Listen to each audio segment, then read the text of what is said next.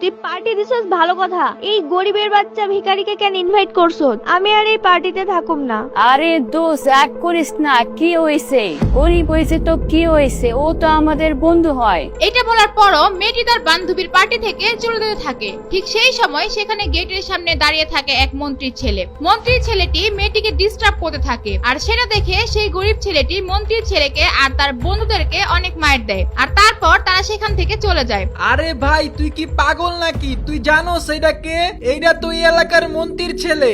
ও এখন তোর সাথে সাথে আমাদের অবস্থা খারাপ করে দিবে। গরিব ছেলেটির বন্ধুরা সবাই ভয় পেয়ে যায়, কারণ এই মন্ত্রীর ছেলে আর মন্ত্রী তাদের অনেক বড় ক্ষতি করে দিবে। তাই সবাই ঠিক করে তারা মন্ত্রীর বাসায় গিয়ে প্রিমিসকে দিয়ে মাফ চাওয়াবে। এরপর তারা সবাই মন্ত্রীর বাসায় যায়, আর ওইখানে গিয়ে যা হয় সবার মাথার হোশ উড়ে যায়। আরে প্রিমিস চৌধুরী স্যার, আপনি এখানে?